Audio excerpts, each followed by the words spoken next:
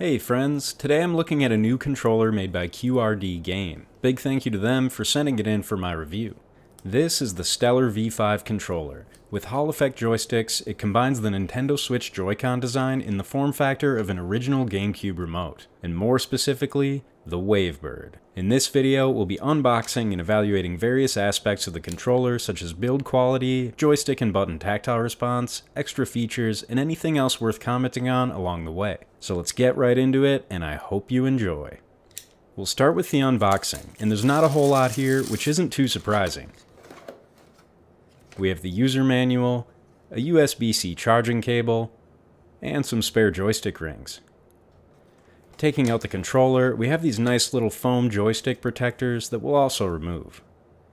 This controller looks pretty nice, and I couldn't help myself from immediately fiddling with it. The slide release behaves exactly like the Switch Joy-Cons with a small button on the back, and the action of it overall feels pretty smooth. Anywho, before we get into the ergonomics and taking things apart, I want to simply check whether the controller connects and works easily with various platforms, and our starting point, of course, will be the Nintendo Switch. Before we remove the old Joy-Cons, I'll just test the joysticks real quick here, and we can see that I'm fortunate enough to not encounter the infamous drift problem. In terms of pairing the new controller, it should be as simple as attaching them to the side rails, and what do you know, it actually is that simple. They connected. All the buttons I'm able to test in the menus are working fine, so let's check the Hall effect joysticks. Everything here looks to be working well, and compared to the original Joy-Cons, there's notable improvement on resolution and just ability to make fine adjustments between dead center and the extremes. Let's try it with the PC now. We can connect each Joy-Con individually by holding the pairing button until it shows up as a device. No hassle here, but to get it to work with Steam, I had to be in big picture mode and enable a couple of controller settings, but after that, everything was working just fine. Now, I'm not going to pair this with every console that I own right now, but I see no reason why it wouldn't pair and work with a PS5, Xbox, your smartphone, etc. The only downside to using this controller with anything other than your Switch is that you need to charge two things instead of just one. And with the Switch, this is alleviated by the controllers charging themselves when they're docked with the console. So functionally, everything seems in order, and now I'd just like to get a general sense of the ergonomics and how things feel. It only seems fair to do this by direct comparison to the authentic Gamecube controller that this one is modeled after. The first item of note is that many of these buttons use mechanical switches rather than a membrane like on the original controller. Here are some sounds from the QRD remote.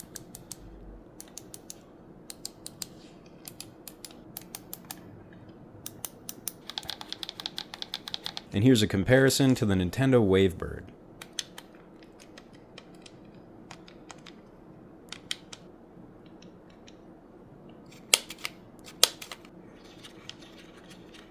The QRD remote has a wider grip, and in this way is reminiscent of the DualSense 5. On the back, the handles have a subtly textured rubber grip, which is nice. My personal preference is the solid plastic handle, but for those who want some extra grip, I can say this was done quite well. Overall, I like the layout and feel of this controller. I expect that those of you with larger hands would appreciate this design in comparison to the original Gamecube controller, which could otherwise feel a little cramped. Now I think it's time to get a look at the inner workings on at least one of these. It could give us some additional insight on the build quality, so let's take it apart. I'm appreciating the internal design here, as the layout of the boards and cables make disassembly quite intuitive. From what I'm seeing, the level of quality on the boards, connectors, and everything else is as good and in some ways exceeding that of many first-party controllers that have torn down. Here's the Hall effect joystick module, and these are pretty famous lately because they should generally never get a drift problem, or at least should last a lot longer in that regard compared to the commonly used potentiometer-based sticks. The joystick ring on the shell can be removed by rotating to unlock it. If you're not a fan of the directional guides on the original ones, they can be swapped out with the rounded options instead. And that's pretty neat. Here's a quick view of the micro switches for the shoulder buttons. And on the other side of the board, we can see the face button switches. The D-pad is reminiscent of the base Xbox Series controller. The rubbers and buttons are standard affair, but notably feel and appear well molded, right on par with first-party quality. Now I don't want to dive too deep with the teardown for the sake of time, so we'll close this back up and cover some other features that until now I've been glossing over. We have turbo buttons here, and they can be applied to any button you choose in either auto or semi-auto mode. These buttons are for controlling the vibration level on the controller. There are 3 different intensities, and you can also just turn it off completely. The macro buttons here allow you to assign single or successive button presses to either of these larger buttons on the rear. Those LED rings on the tops of the controllers can be customized with a ton of different colors, including various fading and flow options. I'm just cycling through a few of them here, and yeah, that's pretty cool. As a huge fan of the classic GameCube controller, the Stellar V5 does a great job of capturing that original feel with modern features that don't over-encumber it.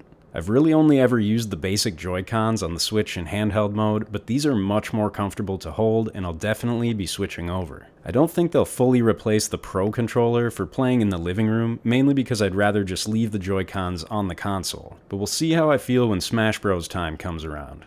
Overall, this controller gets a thumbs up from me. I sincerely hope you found this information useful. Thank you so much for watching, and I will see you in the next video. Take care.